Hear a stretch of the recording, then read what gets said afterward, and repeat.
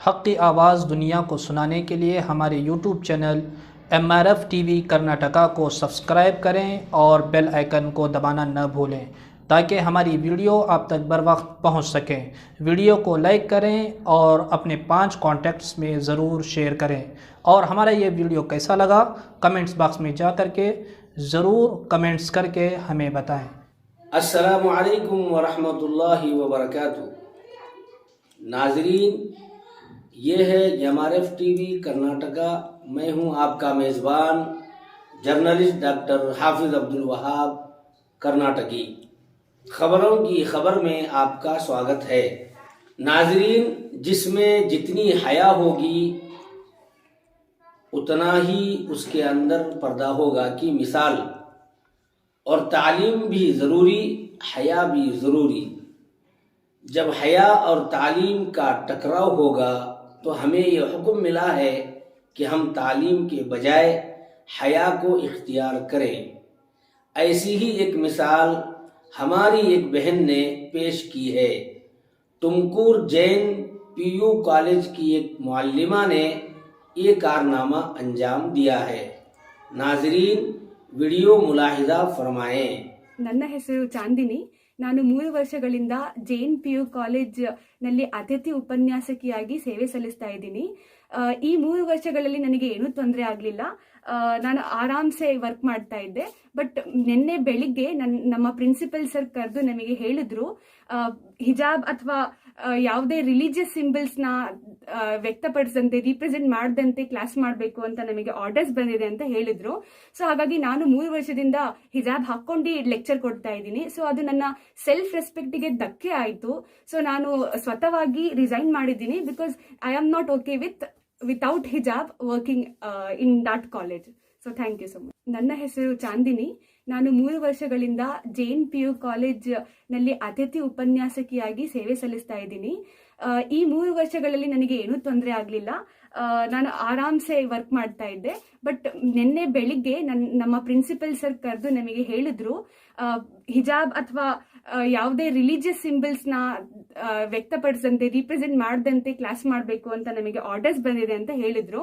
So ಹಾಗಾಗಿ ನಾನು 3 ವರ್ಷದಿಂದ ಹಿಜಾಬ್ ಹಾಕೊಂಡು ಲೆಕ್ಚರ್ ಕೊಡ್ತಾ ಇದ್ದೀನಿ. ಸೊ ಅದು ನನ್ನ ಸೆಲ್ಫ್ ರೆಸ್ಪೆಕ್ಟಿಗೆ ಧಕ್ಕೆ ಆಯಿತು.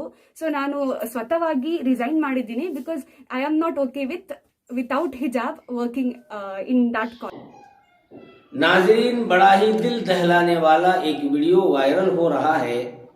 एक ज़माना था कि तालीम हासिल कराने के लिए बच्चे और बच्चियों को घर घर जाकर पकड़ पकड़ कर लाया करते थे। आज ये हाल है कि हमारी बच्चियां तालीम हासिल करने जा रही हैं तो कुछ हुकूमत के दल्लाल लोग हिजाब का बहाना बनाकर कॉलेज से डरा धमका कर निकाल रहे हैं। हमारा काम है कि हम हकीकत बताएं, कौन क्या है, क्या कर रहा है, जनता बेहतर जानती है।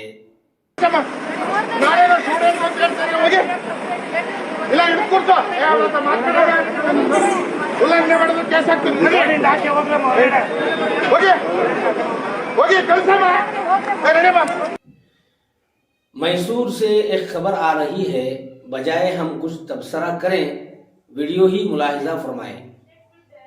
ಏನು ಹಿಜಾಬ್ ಬಗ್ಗೆ ಹೈಕೋರ್ಟ್ನ ಒಂದು ಮಧ್ಯಂತರ ಆದೇಶ ಬಂದಿದೆ.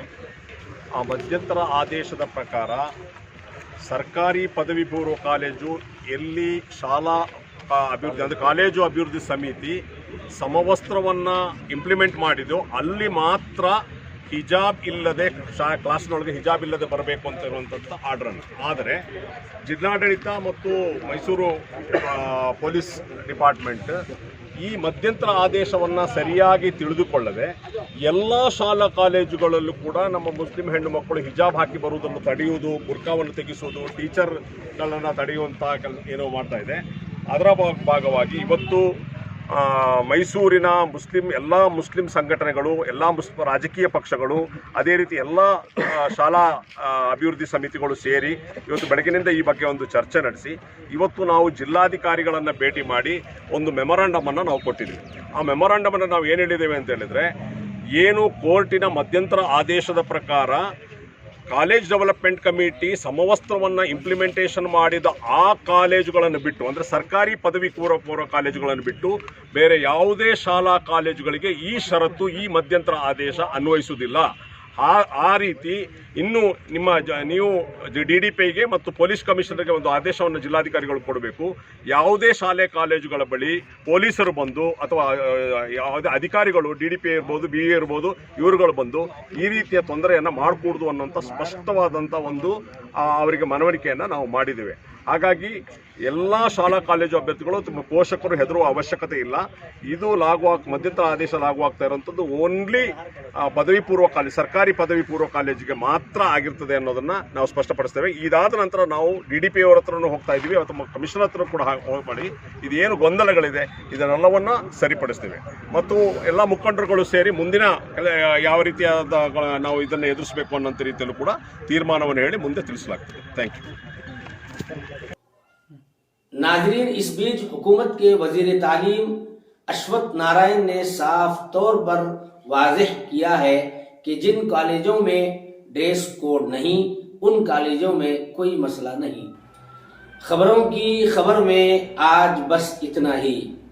नाजरीन, फिर मिलेंगे आज रात। हमारे चैनल पर देखना न भूलें।